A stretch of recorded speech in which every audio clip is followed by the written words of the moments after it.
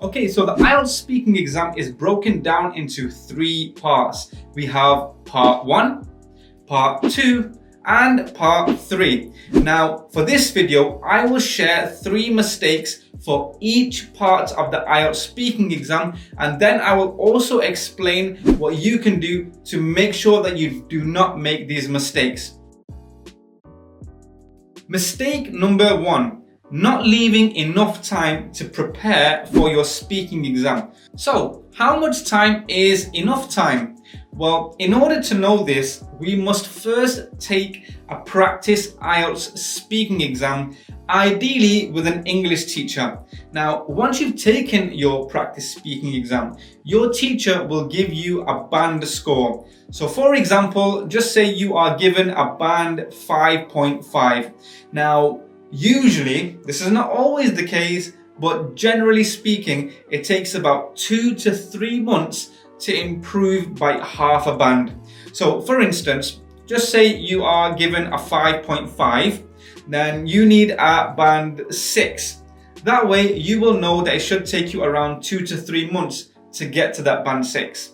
If you need a band 6.5, then that will take you around 4 to 6 months of preparation time. Now, obviously, the time will vary depending on individual to individual, but generally speaking, 2 to 3 months is enough time to improve by half a band. Mistake number 2 is giving short answers. Now, a very silly thing to do is give one-word answers. So, for example, in part 1 of the speaking exam, the examiner might ask you, what is your favorite drink? And you can just say Coca-Cola. But unfortunately, that answer is not good enough. What you should do is give a more developed answer. So for example, if the examiner does ask you what is your favorite drink, you can say something like this. Coca-Cola is my favorite drink. However, when I'm on a diet, I like to drink water. So as you can see from this example, you want to give an answer that's around 2 or 3 sentences long. Now, how can you do this without getting stressed out?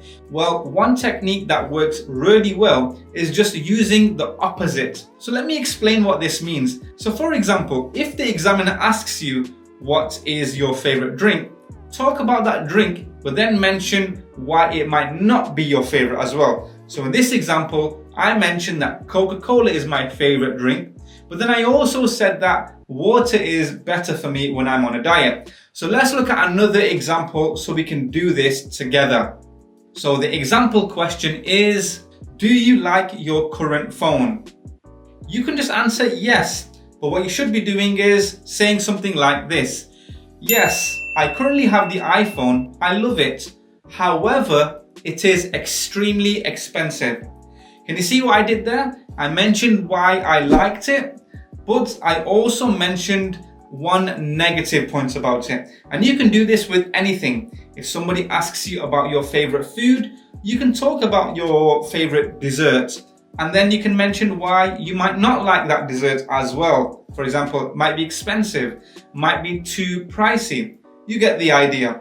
Now, using memorized answers is one of the easiest ways to annoy the examiner. Now, I've examined many speaking exams in the past, and I can tell you it is very obvious when a candidate is using memorized answers. This is something that you should avoid at all costs. And the reason why you want to avoid this is because it makes the examiner feel as though you are trying to fool him or her. Okay, now you might have a couple of questions about this point. For example, why is it a bad idea to use memorized answers? And that's a good question. You might also be thinking, how will the examiner even know that I'm using a memorized answer? Well, from my experience, it's very obvious and very clear when the candidate does this. And here's how we can tell. You might speak at a slow pace, which is fine, okay? And then once it comes up to your memorized answer, people speak a lot faster, or they might speak a lot more fluently, okay? Now, the best way to make sure that you don't make this mistake is by doing 2 things. Firstly, just avoid memorizing answers completely, and also Give yourself enough time to prepare and actually start preparing for your IELTS speaking exam.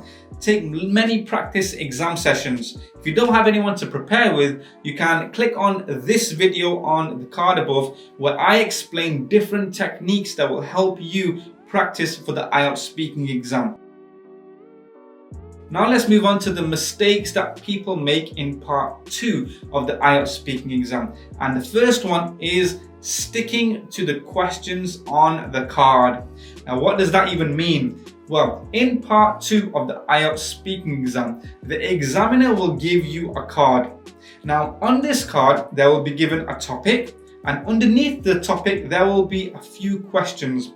Now on the screen is an example of what a card looks like. Okay, now these questions on the card that you can see are only there to help you.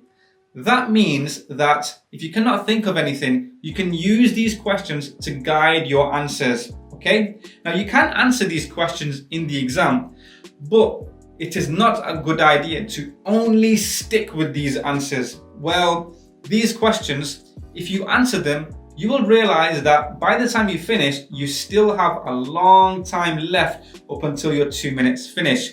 Now, you should just use these questions as a guide so you know what type of things that you can talk about. Now, just say that you do answer the questions on the card in your speaking exam and you do actually end up running out of time. Well, what do you do then? Well, there's a couple of things that you can do. And the first one is to just go back and answer the questions again. So let's see how this is done. So on the screen is an example card. Now you might be given something very similar to this card in your exam. So let's go through this, and what I'm going to do is answer these questions, and you will realize that I have a lot of time left. So I'll just go back and answer them again, talking about a different story. For example, describe a place you recently visited. You should say where you went, who you went with, how you got there, and explain why you enjoyed it. So, a place I recently visited was Cebu, which is in the Philippines. It's a popular island that lots of people like to visit as it is a tourist destination. I went with 2 of my very close friends. However, one of them I don't see that often because he now lives in a different country. And how we got there? Well, initially we flew out to Manila. So I got on a plane from Dubai all the way to Manila.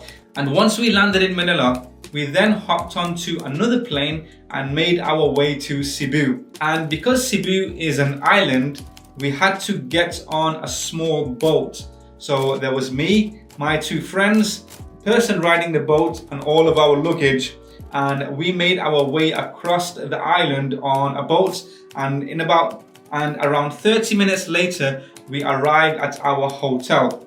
Now, the reason why I decided to talk about this place that I visited in particular was because I had so much fun there. There's many reasons why I enjoyed this place. Well, first of all, it was my first time visiting East Asia. And secondly, I wanted to visit Cebu for such a long time because a lot of my friends had been there in the past and they only had nice things to say about it. And also, I spent around 2 weeks just Googling photos of Cebu, and I realized that this place looks absolutely beautiful and I would love to see this place in real life. Now, as mentioned before, the questions on the card are only there to help you. You don't have to answer the questions on the card, but you must stick to the theme. For example, if the theme on the card is about traveling, you don't need to answer the questions about traveling that are on the card, but it is important that you stick to the theme of traveling when you are talking. So that was technique 1, where we answer the questions, and then once we finished, we go back and answer the questions again. And now the second thing that you can do is talk about the things that you like, and then talk about the opposite things like we did before, where you talk about the things that you don't like. For example, if you are talking about your favorite holiday, you can talk about all the things that you liked about it. And then once you've finished, you can just say, however, there were some things that I did not like about the holiday, and then you can talk about the things that you did not like. And this technique works for almost all topics in part 2 of the speaking exam. Now, the next mistake that people make is stopping early in part 2 of the speaking exam. So in part 2, you are expected to speak for 2 minutes. Now, you will realize how slow time goes when you are speaking, especially when you time yourself. So when you're preparing for your speaking exam, if you just time yourself answering questions from part 2 and just see how long that takes. Now, the chances are that you will finish very early. This is a mistake that we want to avoid in the actual speaking exam. So what can we do that will help us speak for the full 2 minutes that are given to us? Well, there's a couple of techniques that we've already mentioned. For example, answering the questions and then going back and then answering them again.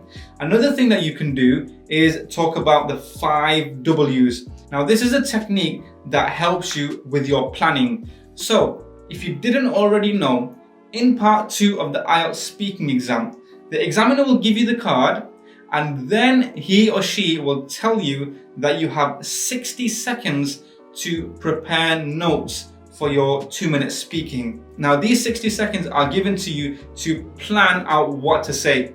It's not for you to write out word for word exactly what to say and then you will just read it out.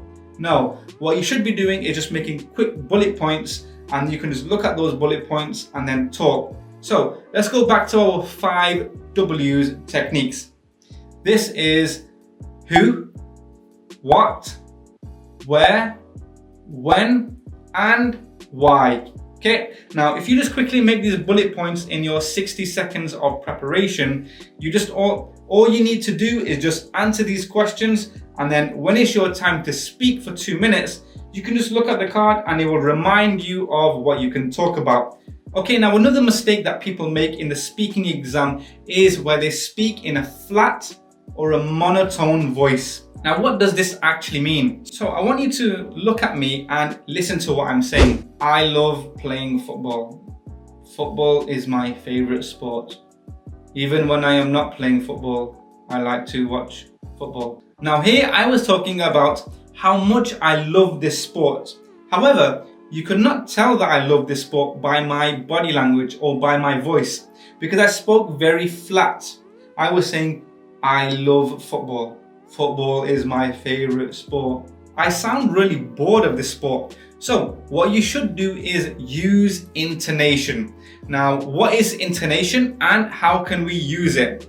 Well, intonation is when the pitch of your voice goes up and down when you speak. Now, this usually happens when we show emotion, such as when we are surprised, when we are happy, or when we are angry.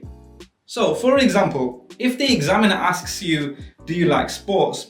You shouldn't just be saying, yes, I love sports.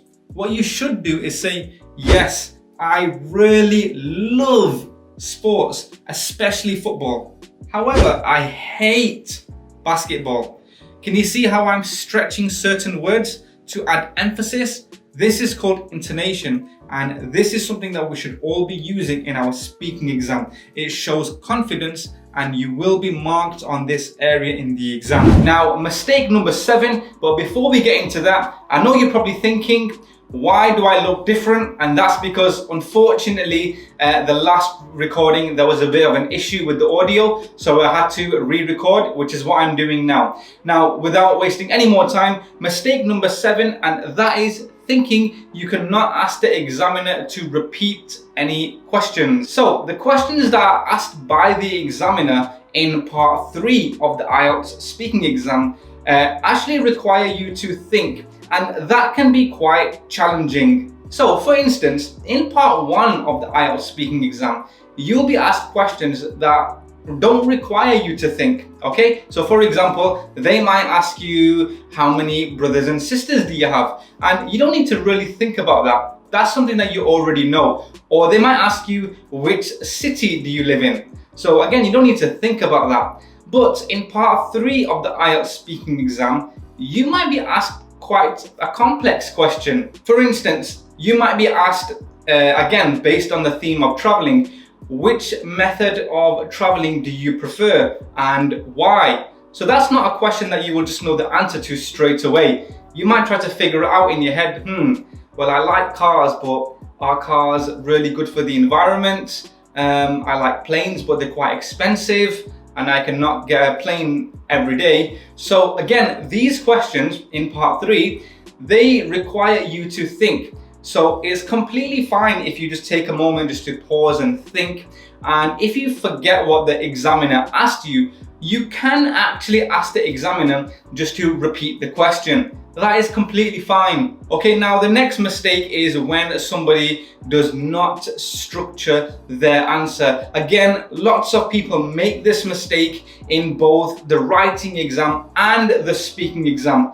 Now we will talk about how this mistake happens in the writing exam in a different video, but let's focus on how we can avoid making this mistake in the speaking exam. So this mistake is basically when somebody does not structure their answer. Well, let's look at this example question and then let's look at these 2 answers that I've made. Now this question, I purely just designed this question just for the sake of this video. It's just so you can understand this example. So the question is, what makes a good student? Now I want you to look at both of these answers carefully and tell me which answer you think is better out of the 2. So here is answer 1. I think being on time makes a good student, and being polite and not being late. Let's see, what else makes a good student? Being polite to the teachers. Did I say that? And doing your homework on time. That makes a good student. Okay, that is example 1. Now let's compare that to example 2. There's a few things that make a good student. Firstly, being respectful to students and the teacher. Secondly, completing homework. And finally, not being late to lessons. There's probably more things that make a good student, but these are the only ones I can think of at the moment. Now, can you see the difference between the 2 answers? The better answer out of the 2 was example 2, as you can tell. Now, why is answer 2 the better answer out of those 2 examples? Well, it comes down to structure. In the second example, we used words such as firstly, secondly, and finally. That puts things in order. And when you put things in order, it makes the structure of your speech a lot more organized and a lot more better. And this is what the examiner is looking for, again, in both the speaking part of the exam and the writing part of the exam. Now, these examples, they can still be further developed, but again, I just use these basic examples just so you can understand for the purpose of this video. Now, the next mistake is a mistake that I've not really seen many people talk about on YouTube or anywhere actually. And this mistake is not understanding how the examiner marks your speaking exam. If you know how your speaking exam is marked, then you will know exactly what to do to get your desired score. And the best thing about this is that if you're making this mistake can easily be fixed. All you have to do is just look at something called the speaking rubric. And this is basically the answer key that all IELTS examiners look at when they mark your speaking. And the best thing about it is that everybody can have access to it because it's online. In fact, I will put it on the screen now so you can take a screenshot of it, and I will also leave the link in the description below so you can download it and you can have a look at it in a bit more detail. Now, I'm going to put this back on the screen now, and I want to just briefly explain to you how your speaking exam will be marked. So as you can see, there are 4 sections here, and the examiner will mark your speaking according to each section individually. Now, each section is worth 25%, so they are all equal in weight, and they are marked individually. So what that means is that you can get a band 6 for section 1, band 7 for section 2, band 8 for the third section, and band 9 for the final section. And your final score will just be the average of all 4. Now, that brings us to the end of this video. If you've benefited from this video, please hit that subscribe button and leave a comment below, and I will see you in the next video. Bye-bye.